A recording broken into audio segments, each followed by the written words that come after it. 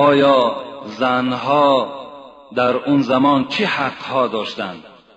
آیا در دنیا تا زمان اسلام آمدن نسبت زنها چی معامله کرده می شد؟ من می خواهم کمی از تاریخ با شما صحبت کنم. اولا میگذاریم به یونان، دولت یونان که یکی از دولت‌های خیلی قدیمینه هست و بسیار آدم‌های دانشمند هم از داخل خود خارج کردگی برآوردگی هست، مثل افلاطون و مثل سقراط. در زمانهای یونان قدیم یعنی زنها چه حق داشتند؟ من چند اقتباس، اگرچند که زنها در اون زمان هیچ قدر و قیمت نداشتند، برای آنه که فهم شما کامل شود، برای آنه که مادرهای ما و شما، خواهرهای ما و شما به قدر اسلام برسند، چند اقتباس از تاریخ، از زمانهای پیش از اسلام و پیش از محمد صلی الله علیه و سلم بهر شما مثال میارم. البته اگر معلمهای تاریخ باشند یا کسانی که در نزدشان همین تاریخهایی که نام میگیریم اگر وجود داشته باشند، میتوانند که با این تاریخها مراجعت کنند. در این تاریخها این سخنهایی که الحال من میارم البته درج شدگی هستند. در یونان میگوید وقتی که اگر زن جنایت میکرد، مثل جنایت به شوهر گپی بلند میگفت یا زن را یا شوهر را به احترامی میکرد، در حال حکومت یونان چنان قانون داشت که شوهر این حالت میتواند که مثل گاو یا گوسفند همان زن به قتل برساند. وقتی که اگر زن نافرمانی میکرد یا اینکه بی حرمتی میکرد، در حال مرد میتوانست شوهر او که او را به هلاکت برساند و حکومت یونان بالای این شوهر هیچ محاکمه نمی کرد و شوهر را هم به دادگاه نمی کشیدند، به محکمه نمی بردند، زیرا که شوهر این حق داشت. دیگر حقوق پایمال شده زنها در اون زمان چی بود؟ میگوید زنها حق خرید و فروش نداشتند، یعنی زن هیچگاه نمیتوانست که با پولی در دستش داشته به دکان رود یا به بازار رود یا برای خود چیزی خرید کند. این ده هم حکومت یونان به اونها حق نداده بود و حتی فروختم، یعنی چیزی که از مال دنیا می داشت وی را فروختن ده هم حق نداشت. وقتی که شوهر از دنیا میگذشت، حال زن چگونه میشد؟ وقتی شوهر از دنیا میگذشت، این زن باید و شاید دوست شوهر خود باید میگرفت، نوابسته که وی پیر است، وی جوان است، وی مالدار است، وی خانه دارد ندارد، اینها هیچ اعتبار نبود. فقط قانون همین بود که شوهر که از دنیا گذشت، زن باید که چیکار کند؟ دوست شوهرش را در نکاح خود باید که درآورد. این دیگر قاعده در دولت یونان بود. و دیگر قانونی که در یونان نسبت زنها حکم فرما بود، این که چگونه ای که ذکر کردم افلاطون و سقراط که یکی از دانشمندهای یونانی بودند، حکم برآوردند که اگر مرد با سبب زندگی قرضدار شود، میتواند که در عوض قرض زن خود به همون آدم پولدار دهد. یعنی در عوض قرض میتوانست است که مرد زن خود چکار کند؟ به همان مرد پولدار، از همان مردی که قرضدار است به او تسلیمش کند. این هم افلاطون و سقراط در زمان خود حکم بر این کردند. بدبخترین زنها میگوید تاریخ در یونان قدیم زنی بود که فرزند نمیزایید. اگر یعنی زنی که نازا باشد، این زن یکی از بدبخترین های زنها در بین دیگر زنها به شمار میرفت. دیگر پایمال حقوق زنها این بود که وقتی که اگر زن پیر میشد، یعنی به سن 50 و به 60 میرسید، مرد حقوق داشت که از دست زن پیرانسال گیرد، او را از خانه پیش کند. دیگر وی حقوق نداشت که به این خانه که 20 سال و 30 سال و 40 سال و 50 سال با این مرد زندگی داشت، به این خانه باز رجوع کند. وی دیگر حقی در این خانه زندگی کردن نداشت. دیگر حقوق پایمال شده زنها پیش از اسلام در یونان قدیم این چی بود؟ این بود که زن از شوهر میراث نمی برد. یعنی امروز اگر مردها از دنیا گذرند و مال و ملکی که باقی میمانند، همان زن و همان فرزندهای زن از این شوهر میراث میبرند. لکن زنهای یونان قدیم پیش از اسلام این حقوق را تاریخ میگوید که نداشتند.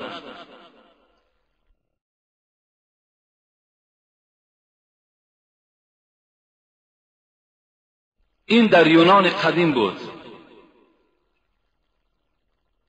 بغیر این عقیده مردم دانشمندهای یونان این بود که زن فقط برای فرزند است و خلاص. یعنی از زن فقط گرفتن همان طول است، همان فرزند است و بس، و دیگر در هیچ معامله کار نمی آید مگر فرزند او برای همان دیار و برای همان زمان عزیز بود و خلاص. خود زن دیگر هیچ قدر و قیمت نداشت. میگذاریم به دولت استرالیا. میگیم ما و شما در دولت استرالیا تاریخ میگوید زمانهای پیش از اسلام چی بود؟ از همه بدبختیش همین بود که اگر کمی میگوید قحطی می آمد، اگر کمی نارسایی اگر در گوشت پیدا میشد، زنها را همچون حیوان استفاده می بردن و گوشت او را مردم همچون گوشت گاو و همچون گوشت گوسفند می خوردند. این در دولت استرالیا بود. این تاریخ میگوید، دنیا تاریخ است، در همون تاریخ بیان میکند. دیگر قاعده بیرحمی و بی انصافی که پیش از اسلام در همین استرالیا وجود داشت این بود که شوهر وقتی از کار می آمد، آن چیزی که از طعام در خانه وجود داشت پیش شوهر می آوردند. شوهر طعام ها را می خورد، باقی مانده ای که از او می ماند همون باقی مانده حق زن بود. یعنی زن با همراهی شوهر در یک دسترخوان نشستن جنایت بود. هیچگاه حقوق و قانون همان زمان اجازت نمیداد که زن همراه شوهر در یک دسترخوان طعام خورند، بلکه شوهر خورد تمام کرد باقی مانده او را بعد میتواند که زنها استفاده کنند. و دیگر قانون جنگلی و بدبختانه که پیش از اسلام در استرالیا بود این بود که زن با فرزند خود در یک خانه نشستن حق نداشت یا نمیتوانست که فرزند خود نوازش کند. این ده هم دولت همان زمان به زنها حقوق دادگی نبود. دولت روم، دولت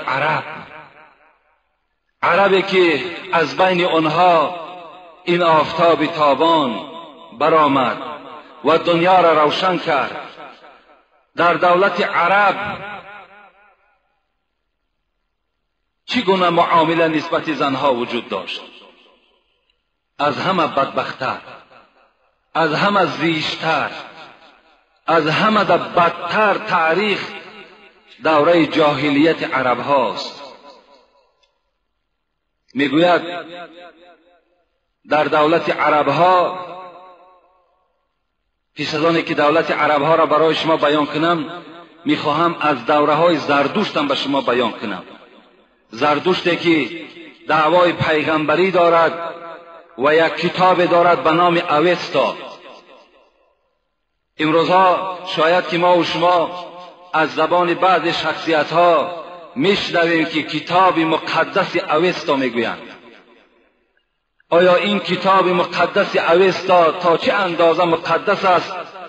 من برای شما از همین دین زردشت، از همین کتاب اوستا یک اقتباس آوردم، میخواهم همونه برای شما گفته دهم. در دوره ساسانی زردشت که اینه میگد پروفسور کریستین بارتیلما گفتگی که در کتاب ملا مستضعف قراتگینی که یک کتاب الحال وی تبدیل داده است، از ایران و اسلام و از مرتضای مطهری که خیلی سندهای مستحکمی دارد، برای ما و شما خبر میدهد که زن در دین زردشت به حیث شخصیت شناخته نمی شود. یعنی وی شخص نیست، وی انسان نیست، بلکه وی به حیث چیز شناخته می شود. یعنی مثل چیزی که در دست ما و شما دنیایی چیزایی که داریم که کسی را خواهیم میتیم و از کسی خواهیم میگیریم، انا زن در دین زردشت میگوید انا همین حقوق داشت. یعنی حیث چیز بود، حیث شخصیت شناخته نمیشد. و دیگر بدبختی که در همین کتاب اوستا نسبت زن هاست همین است که اگر زنی که حیض باشد میگوید یا زنی که در نفاس باشد، یعنی بعد کودک تولد کردن، اگر همون شوهری همون مبادای یا سهوا یا مثال نافهمیده یا که قصدن اگر دست همون زنی حیضه یکی دارد یا دستش در بدن او رسد، در گردن مرد غسل جنابت فرض می شود. این در کتاب همون مقدس اوستایی که بعضی از برادران ما و شما وی مقدس شماریدند.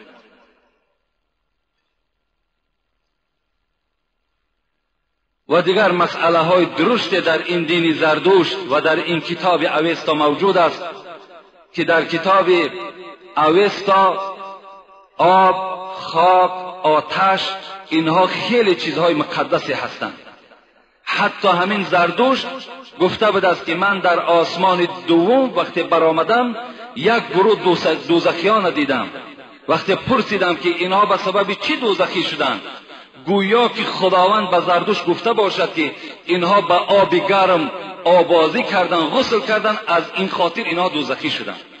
در دین زردشت به آب گرم یا به آب غسل کردن، آبازی کردن سبب دوزخی شدن انسان میگردد. آب چیزی مقدسی هست که فقط برای خوردن و برای درختها را آب دادن استفاده بردن در کار خلاص، دیگر در هیچ در آبازی کردن فقط بول گاو، میزک گاو تازه کننده بوده است. این از عقیده زردشت، این از عقیده اوستا که امروز میخواهند که همین دینه که ما و شما به سبب این وقت ما کسی میگن دین ما پیشین از زردشت بود، باور کن باید عیب شرم است که ما همین دین باید که به زبان ما نرانیم. این یک عیب، یک شرمی بود که خداوند پیشینی های ما و شما را در این دین نگاه داشت. چه یک بدبختی بود. در همین دین زردشت خدا در قرآن چی میگوید؟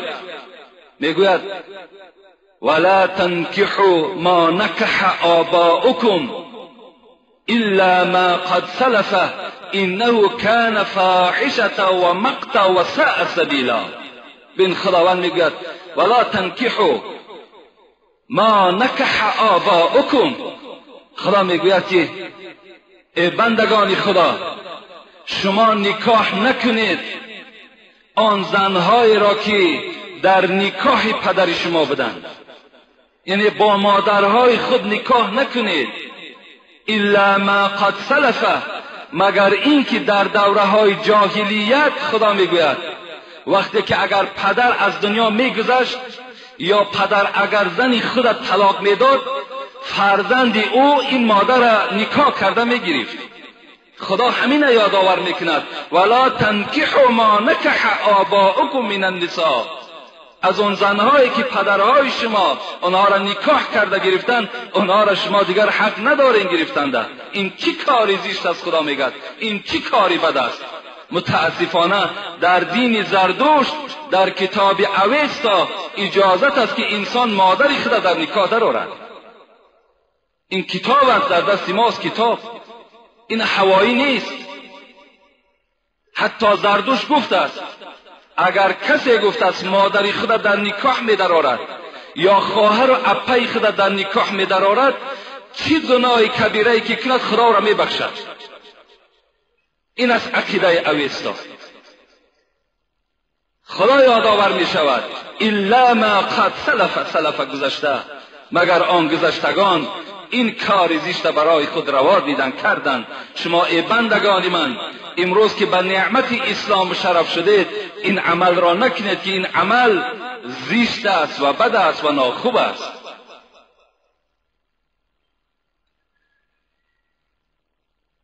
در عرب چگونه که ذکر کردیم چه تاریخ بدبختانه داشتند، چه تاریخ ناخوب داشتند، چه زمانی بینهایت بد را از سر خود سپری کردند. از همه بدبختیش در همین است. من همگی دو اعمال بدی آنها را برای شما یادآور می شوم که زنها در زمان پیش از اسلام در عربستان در مکانی که پیغمبر خدا تولد شدند چگونه معامله می کردند. یکم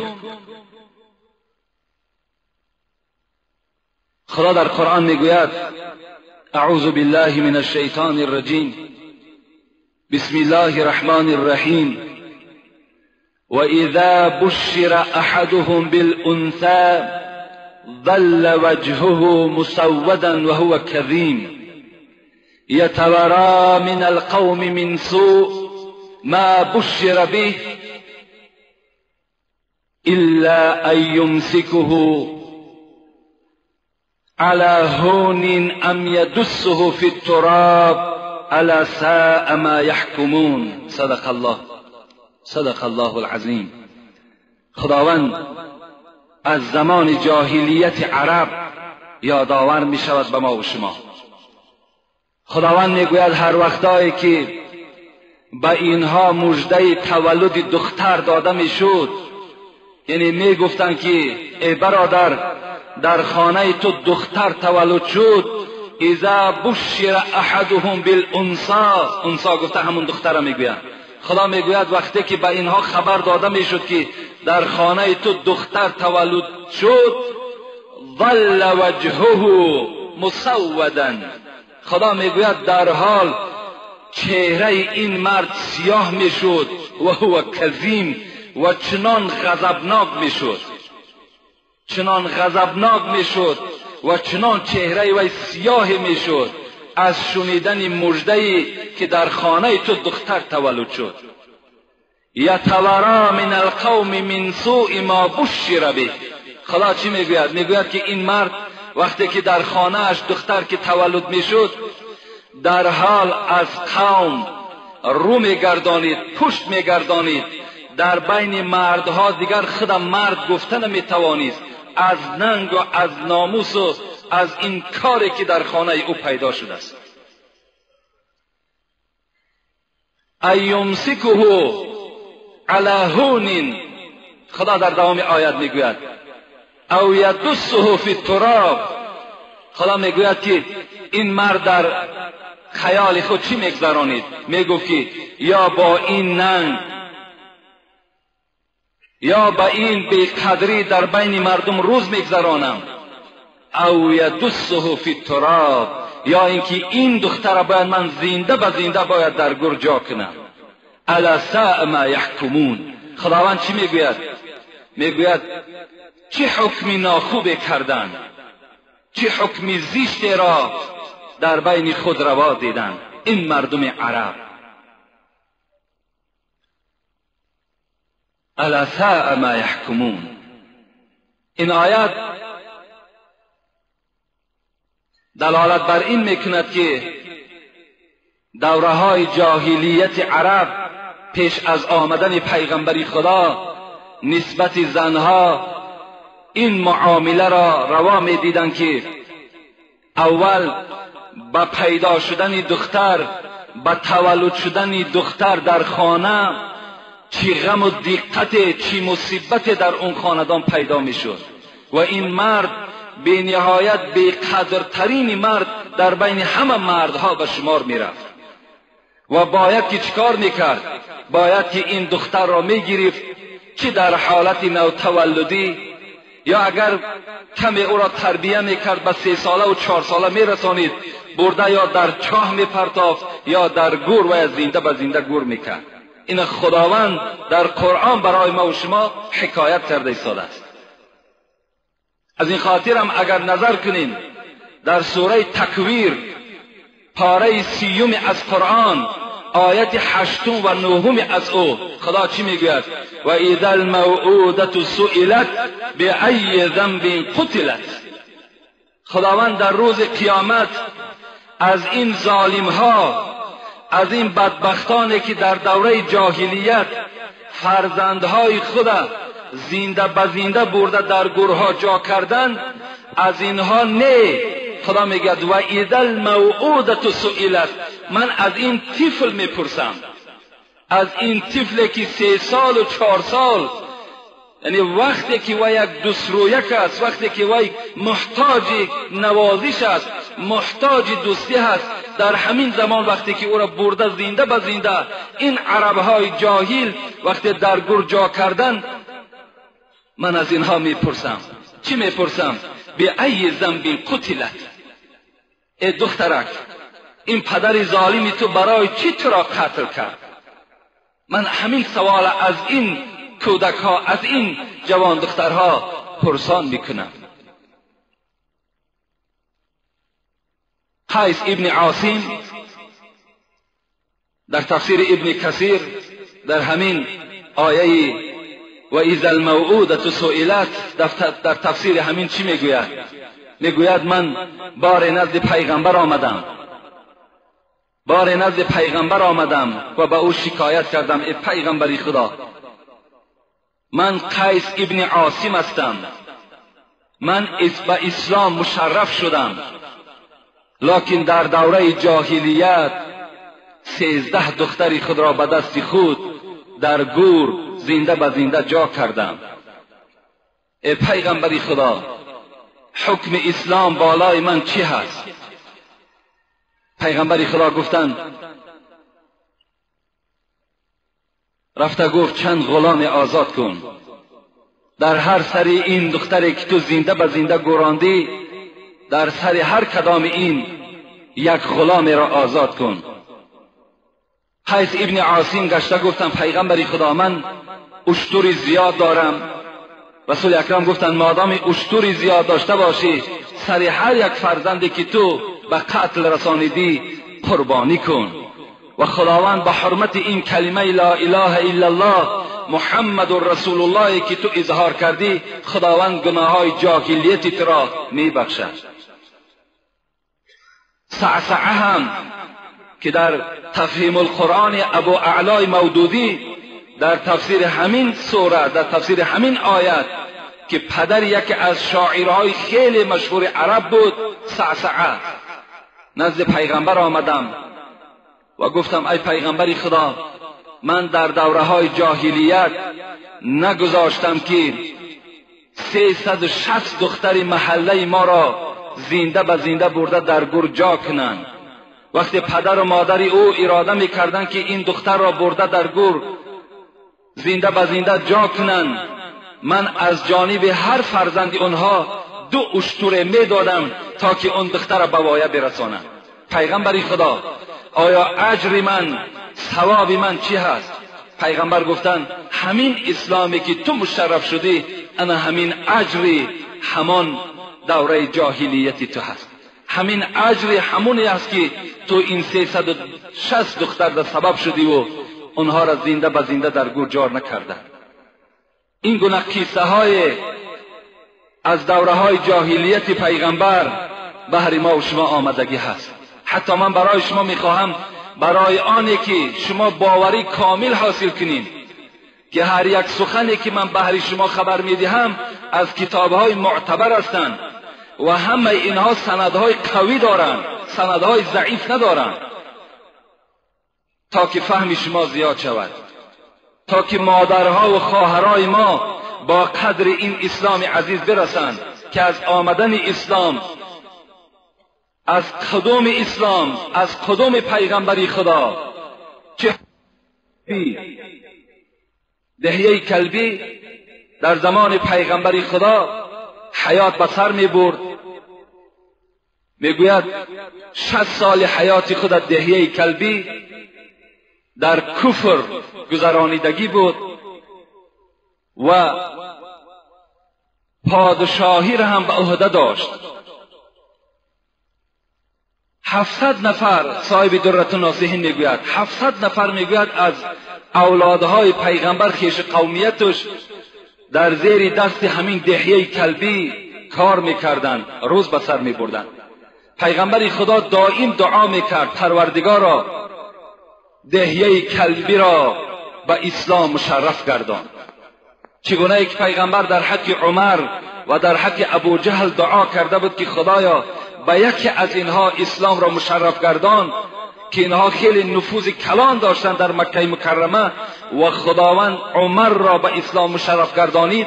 این چنین پیغمبر در حق دهیه کلبی دعا میکرد خدایا دهیه کلبی چه آبروی کلان دارد، چه مردمی زیاد در زیر دست دارد، خدایا همین دهیه کلبی را به اسلام مشرف گردان. دعای پیغمبر خدا مثل تیری در هدف میرسیدگی دعای پیغمبر قبول شد. روز همین دهیه کلبی خواست که نزد پیغمبر خدا بیاید و اسلام را عرضه کند. در حال جبرائیل پیک رحمان نزد پیغمبر خدا آمد، گفت محمد خداوند به تو سلام میفرستد، بعد سلام به تو یک بشارت میدهد که دعای تو قبول شد، در دل دهیه کلبی نور ایمان جوش زده ایستاده است، این زمان یا زمان دیگر در مسجد تو حاضر می شود. پیغمبر خدا از شنیدن یک نفر مسلمان چه خوشنودی او را فرا گرفت. حضرت میگوید از جای خود خیستند، نگاه کردند که دهیه کلبی با آب چشم با قدمهای کلان کلان به سوی مسجد حرکت دارد. رسول اکرم وقتی نزد دروازه که دهیه کلبی رسید درها چادر مبارک از بالای سر گرفتند و نزد دروازه مسجد پهن کردند و گفتند خوش آمدی دهیه کلبی، به مسجد مسلمان ها مرحمت، نور دیده تاج سر حضرت دهیه کلبی. در حال آن چادر پیغمبر خدا را گرفتند و در دیده های خود میگه مالیدند و بوسه کردند و گفتند ای پیغمبر خدا در دل من نور اسلام جوش میزند، دین اسلام جوش میزند، میخواهم که کلمه شهادت، کلمه طیبه را برای من عرضه کنی. پیغمبر خدا گفتند بگو ای دهیه کلبی لا اله الا الله محمد رسول الله. دهیه کلبی که وجود پر از ایمان بود با سوز و گداز لا اله الا الله محمد رسول الله را بیان کرد. رسول اکرم را در آغوش گرفتند. دهیه کلبی میگه چنان گریه میکرد که هیچ گریه او را دیگر کسی پیش گریه او را گرفتن نمیتوانست. رسول اکرم گفتند آیا برای چی گریه میکنی ای دهیه کلبی؟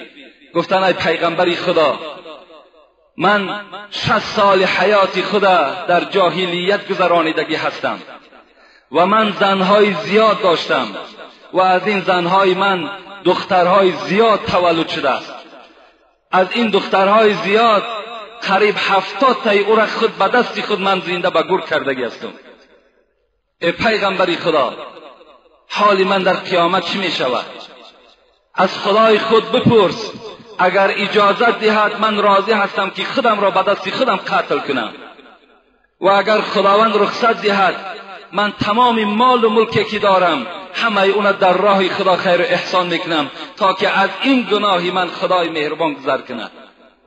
رسول اکرم میگوید گریان شدن، در حیرت افتادن. این چی جهل بود، این چی جاهلیتی بود که این مردم فرا گرفته بود. رسول اکرم در حال از جبرائیل امین پرسان کردند. جبرائیل پیک رحمان میگوید یک زمان ناپدید شد و گشته آمد گفت ای پیغمبر خدا به دهیه کلبی خبر بده، به دهیه کلبی خبر بده که وقتی که وی کلمه لا اله الا الله محمد رسول الله را با زبان خود راند، آن گناهایی که در دوره جاهلیت کرده بود همگی را خدا مغفرت کرد. رسول اکرم خرسند شدند و این بشارت را به دهیه کلبی گفتند و به سوی اصحاب گشته گفتند خوش به حال ما و شما که چنان خدای داریم که با یک کلمه گناه و پلیدی ها و جاهلیت 60 ساله دهیه کلبی را بخشید. هر روز ما و شما چند مراتبه کلمه شهادت میگوییم، چند مراتبه تسبیح خدا میگوییم. خوش به حال ما و شما که خدا ما و شما را میبخشد. پیغمبر اینو به اهل اصحاب خبر داد. بین این حکایه ها، این تعریف ها گواهی آن هستند که در اصل تا زمان اسلام، تا زمان آمدن پیغمبر چی جهل و چی نافهمی ها دنیا را فرا گرفته بود. زن، دختر اینها قدر و قیمت نداشتند. در تفهیم القرآن که صاحب او ابو اعلای مودودی هست میگوید که یک روز پیغمبر خدا در مسجد نشسته بودند.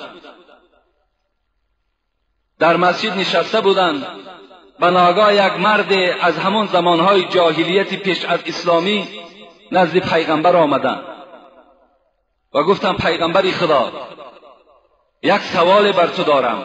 گفت چی سوال داری؟ گفت من زمانهایی که از اسلام درک نداشتم یک دختری داشتم، تخمین 4 سال بود یا 5 سال بود و من بسیار انس گرفته بود. هر جایی که می رفتم همراه من می رفت و هر کاری که می گفتم برای من یاردم می داد و برای خود این بودن دختر را در خانه عار می دانستم، ننگ می دانستم و مجبور شدم که این دختر را نابود کنم و او را باری می گوید فریب دادم. گفتم ای دختر، گفتم بیرون از کشلاق تماشا می رویم. میگه این دختری من که بر من انس گرفته بود و دائم پیوسته که با ما بود، میگه با من راضی شد. ما از دستش گرفتم، میگه رفتم. وقتی به نزد چاه رسیدم، یک چاه بود، میگه خیلی چکور بود و این دختر را فریاد زدم نزد من بیا، من بر تو یک شیرینی میدهم. وقتی این دختر میگه با یک چهره خندان نزد من دویده آمد، من وی از دستش برداشتم و در همون چاه پرتافتم. پیغمبر وقتی شنیدن پرتافتن این دختر را شنید، میگوید چنان گریه کرد که حتی میگوید این ریش کلان پیغمبر خدا از آب دیده تر شد. صحابه ها بعد جانب این مرد چی گفتن پیغمبر خدا را غمگین کردی. این چه حکایه بود که برای پیغمبر خدا خبر دادی؟ پیغمبر گفتن که پیش راهی او را نگیرید، گویا که تا آخر وی حکایت کند. بعدن چی شد؟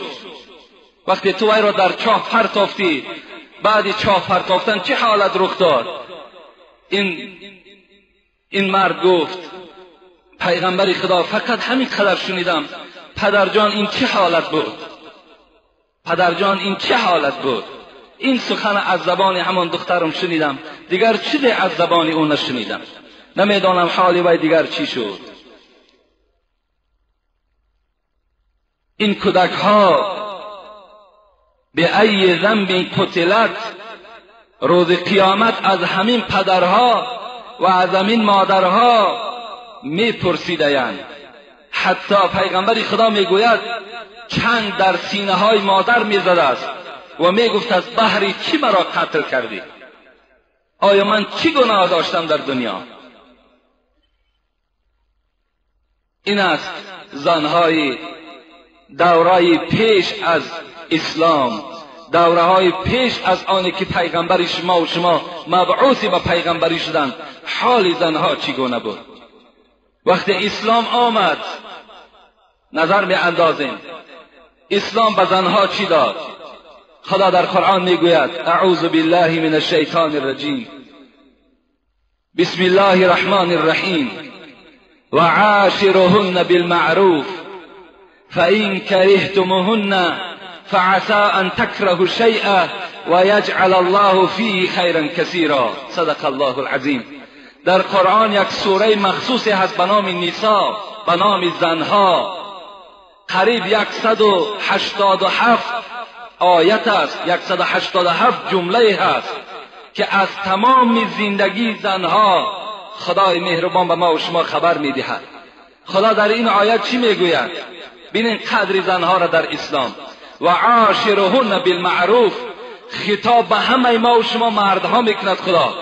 ای مردها در زندگی با زنها نیک باشین، خوب باشین، معامله نیک کنین. در زندگی وقتی که شما زن در نکاح خود در آوردین، خداوند میگوید با آنها معامله خوب کنید، با آنها زندگی نیک را انجام دهید. فإن کریهتموهن، بین در دوام خدا چی میگوید؟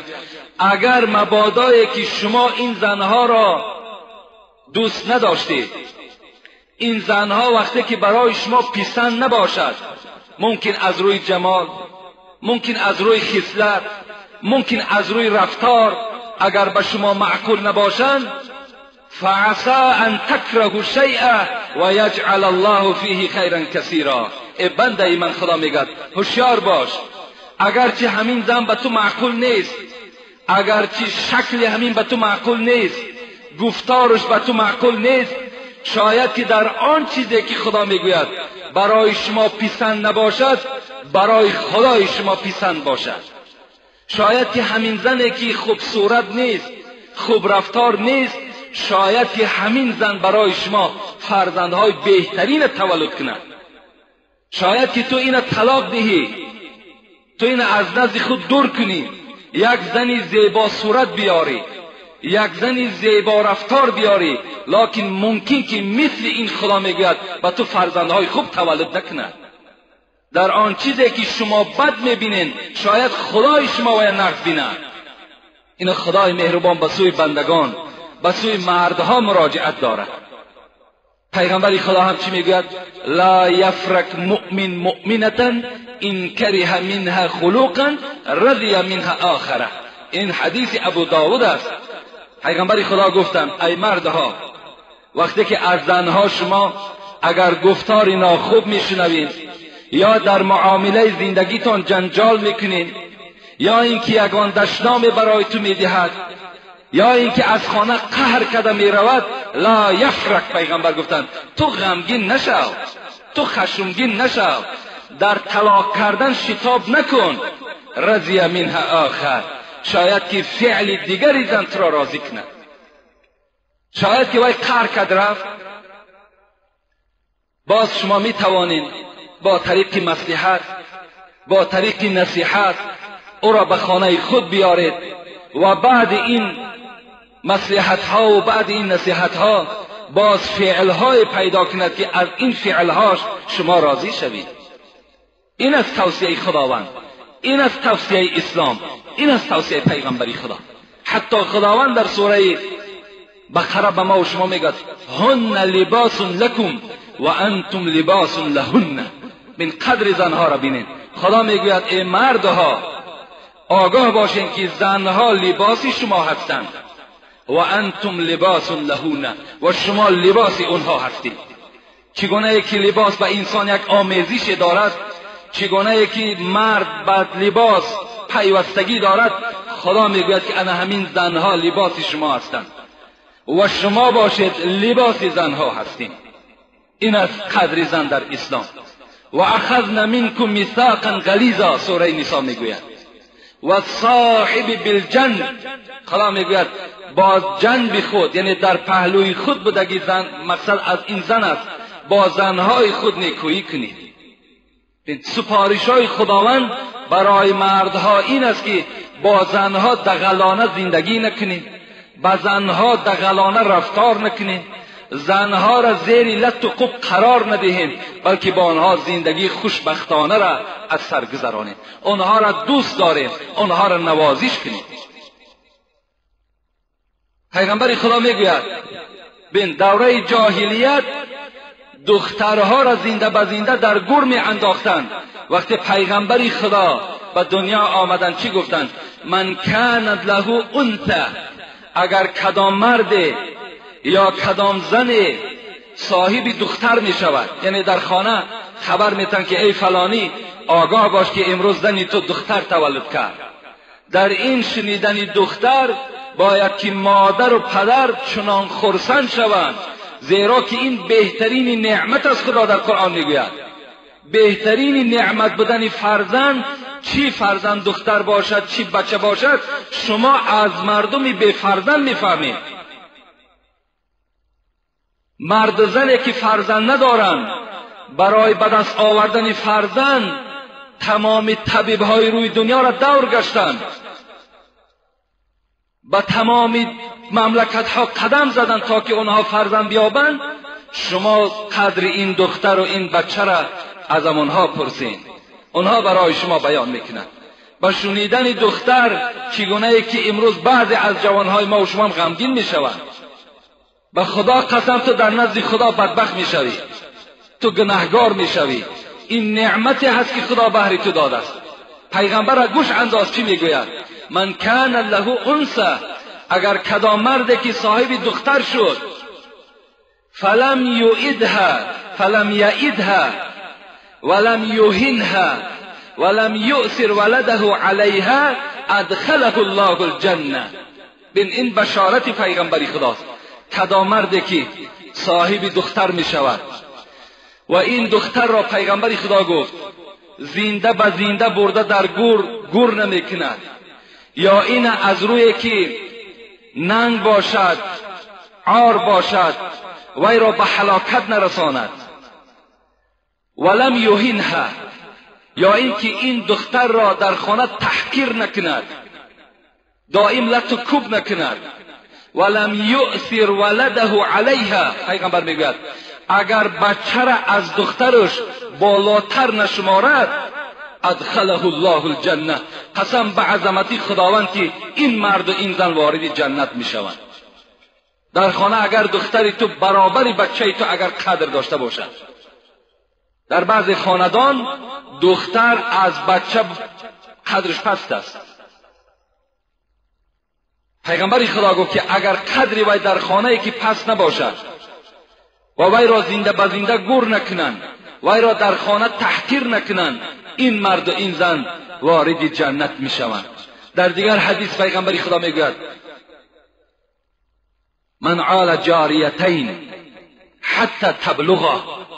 پیغمبر می گوید کسی که اگر دو دختر داشته باشد و این دو دختر را تربیه کند، تربیه خوب اسلامی کند، یعنی اینها را در داخل گفته های خداوند تربیه کند، حتی تبلغا، تا وقتی که این دخترها به وایه میرسند، جاء یوم القیامت انا و هو کهاتین و ضم اصابعه. پیغمبر خدا گفت کسی که اگر دو دختر را تربیه اسلامی میکند، تربیه نیک میکند، تا که فردا باز در یک جوان خدمتگار شود، در اسلامش خدمتگار شود، روز قیامت این پدر و این مادر چگونه می آیند؟ گفت پیغمبر انا و هو کهاتین، همین دو انگشت من دیدین؟ گفت پیغمبر چگونه نزدیک هستند؟ من و پدر و مادر این دخترها روز قیامت یک جایه هستیم. و ضم اصابعه، پیغمبر میگوید باز انگشت‌هاش جمع کردن گفتن انا همچنان نزدیک هستیم. اگر کسی دو دختری خدا در خانه تربیه خوب میکند، تربیه نیک میکند، دخترها را دوست میدارد، زن دوست میدارد، روز قیامت این چنین معامله من بهر او انجام میدهم. شما مقایسه کنین که زنهای دوره جاهلیت قدرش بینین و زنهایی که در دوره پیغمبر ما و شما، زنهایی که بعد اسلام، بعد آمدن قانون، چه حقوقها را اینها صاحب شدند. روز پیغمبر خدا یک حدیثی هست که حدیث مسلم است. پیغمبر خدا گفتند لا تضربوا اماء الله. ای مردها، خطاب به سوی مردهاست، شما کنیزکان خدا را نزنید. اماء الله اشاره به سوی زنهاست، شما زنها را نزنید. گفت پیغمبر. اماء الله را محدثا میگویند که در همین لفظ اماء الله پیغمبر زنها را کنیزکان خدا خواند. گفت کنیزکان خدا را نزنید. فجاء عمر رضی الله عنه الى رسول الله صلی الله علیه و سلم و قال یا رسول الله زائرنا النساء على ازواجهن فرخص فی ضربهن. میگوید یک روز بعد آن که پیغمبر سفارش داد که مردها زنها را لت و کوب نکنید، اینها کنیزکان خدا هستند، مردها دیگر زنها را نزدند، زنها را نوازش میکردند. بناگاه روز حضرت عمر پیش پیغمبر خدا آمد و گفت پیغمبر خدا، این زنها از روزی که ما اینها را آداب نمیدهیم، اینها را نمیزنیم، بالای مردها دلیر شدند، مردها را دیگر گوش نمیکنند. زائرن النساء، زائرن به معنای دلیر شدند. فرخص رسول الله صلی الله علیه و سلم فی ضربهن. پیغمبر وقتی این شنیدن غمگین شدند، گفتند نخواد که زنها شوهرها را به حرمتی کرده باشند، نخواد که من آنها را رخصت دادم که اینها را نزنند، اینها بازم این باز مردها را به احترامی کنند. از این خاطر پیغمبر نزد عمر گفت آنها را برای آنی که آداب گیرند و شما را احترام کنند زنیدشان گفتند. لیکن چگونه زنید؟ چگونه زنید؟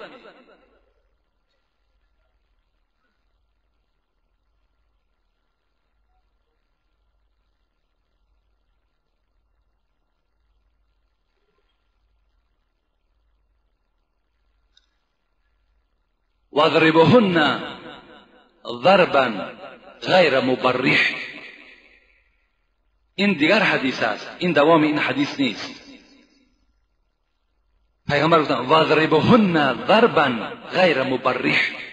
غیر مبرح معنای این دارد که نه چندان سخته، یعنی زنها را برای آداب، برای احترام شما، اگر مبادای آنها گردن کشی کردند، آنها شما را احترام نکردند، برای آداب چنان زنید نه چندان سخته. حتی در بعض روایت ها میگوید که پیغمبر خدا گفتند با همین دست ها در جای ملایمی زن، یعنی در دنبه وی زنید. بین اینم یک غمخواری اسلام است، اینم یکی از حقوق زن هاست. وقتی که مردها زدن پیش گرفتند، پیغمبر خدا در دوام حدیث میگوید فاطاف بآل محمد نساء کثیر یشکون ازواجهن. بین وقتی که مردها زدن پیشه کردند، در حال همه زنها خیستند و به خاندان پیغمبر آمدند، به خاندان زنهای پیغمبر آمدند. میگه نساء کثیر، زنهای بسیار جمع شدند. یشکون ازواجهن، آمدن شکایت از شوهرها کردند، آمدن نزد زنهای پیغمبر گفتند پیغمبر خدا رخصت داد برای زدن، امروز مردها از آن حدی که پیغمبر گفته است از او گذرانیدند. ما نزد پیغمبر بهر شکایت آمدیم. وقتی زنهای پیغمبر این شکایت زنها را به گوش پیغمبر رسانیدند، پیغمبر خدا چی گفتند؟ فقط اطاف بآل بیت محمد نساء کثیر یشکون ازواجهن لیس اولئک بخیارکم. بین پیغمبر خدا چی گفتند؟ گفتند من گوش به آواز شدم، من درکدار شدم. ای مردها، با مردها را جمع کرد پیغمبر. ای مردها گفت زنهای امت اسلام شکایت دارند که شما آنها را میزنید، از حد مقرر شده گذرانیدید. آنها تا حد آمدند که بر من شکایت کردند و گفتند پیغمبر اولئک لیس بخیارکم. کدام زنی که از شوهر خود شکایت میکند، از زدن شوهر خود شکایت کند، همون مرد گفت پیغمبر بهترین شما به حساب نمی رود. اون مرد را گفت من مرد اساسی نمی شمارم وقتی که زن او از زدن شوهر شکایت کند. این معنای چی را دارد؟ معنای او را دارد که حقوق زنها در اسلام چی بلندی هست. پیغمبر میگوید خیرکم خیرکم لاهلی و انا خیرکم لاهلی. ای جوانهای عزیز، پیغمبر میگوید ای مردهای عزیز، پیغمبر به ما و شما مراجعت دارد. خیرکم خیرکم لاهلی، بهترین شما کسی هست که با زنهای خود معامله نیک دارد. و انا خیرکم لاهلی، من با زنهای خود معامله خوب دارم. زنهای من از من راضی هستند، زنهای من دوست می‌دارند. باید شما هم گفت پیغمبر کار کنید که بهترین مرد باشید، با زنهای خود معامله خوب داشته باشید. این است حقوق زنها. باید که هر یک مرد حقوق زنها را پایمال نکند. آن چیزی که خدا که از آیتها برای شما خواندم و آن حدیث هایی که برای شما شنوانیدم، باید که با این حقوق های زنها ما و شما عمل کننده باشیم. باید سخن خدا و سخن پیغمبر خدا در نزد ما و شما قدر داشته باشد، قیمت داشته باشد. حتی پیغمبر میگوید النساء شقائق الرجال. این زنهایی که شما در نکاح خود دارید فراموش نکنید که اینها پاره از شما هستند. یعنی اینها را خداوند از مرد آفرید. حتی حدیثی هست که پیغمبر میگوید استوصوا بالنساء خیرا. همه شما را ای مردها نصیحت میکنم اینکه با زنها نیکویی کنید. فإن المرأة خلقت من ضلع، زیرا این که زنها از قبرغه چپ شما خدا آفریدند. در قرآن میگوید وقتی که حضرت آدم خدا آفرید و او را خواب برد، وقتی خوابش برد از قبرغه چپ او خداوند یک تکه قبرغه را گرفت و این زن را مام حوا را آفرید. و پدر ما و شما حضرت آدم از دیدن مام حوا خوشنود شدند و آرام گرفتند در جنت. یعنی اینها گفت پیغمبر خدا از همان قبرغه چپ مردها خدا آفریدند. و این اعوج ما فی ضلعی اعلاه، پیغمبر در راه حدیث گفتند و درستی این که کجترین قبرغه های بالا هست. برای چی گفتن پیغمبر؟ برای چی گفتن که قبرغه بالا چند قدر کجش زیاد است؟ زیرا این که رسول الله میگوید فإن ذهبت تقیمه کسرته، اگر شما بخواهید که این قبرغه ها را راست کنید میشکنند. و این ترکته لم یزل اعوج، اگر به حال خودشان گذاریشان همون خیل کج میمانند. فاستوصوا بالنساء، با زنها نیکویی کنید. یعنی مقصد پیغمبر این است که زنها از قبرغه چپ هستند و اینها بسیار کج هستند. اگر شما خواهید که این کجی را راست کنید فقط می توانید که طلاقشان دهید و الا دیگر اینها راست نمی شود. فقط پیغمبر گفتند فدار بها و تعیش بها، مدارا کنین، زندگی کنین، زیرا اینها از چنین متریال خدا اینها را آفریده است که اینها را راست کردن نمی شود. فقط اینها قطعی می توانید شما معامله خوب کنین، گفتاری خوب کنین، چگونه که سرور ما و شما پیغمبر خدا انجام دادن. این است یک قسم از حقوق زنها بالای شوهرها. و البته اینجا قسم زیادی حدیث ها و بعضی از قصه ها باقی ماندن و انشاءالله جمعه آینده باز در باب همین حقوق زنها بالای شوهرها چه حق ها دارند و شما صحبت میکنیم و خدا خواسته باشد بعد جمعه های آیندهش حق شوهرها را بالای زنها هم بهر شما صحبت میکنیم. و آخر دعوانا ان الحمد لله رب العالمین. خدای مهربان عاقبت همه ما و شما را به خیر بگرداند و مراد و مطلوب های ما و شما را خدای مهربان حاصل بگرداند و برای هر یک مرد مسلمان خدای مهربان زن مسلمان را نصیب بگرداند.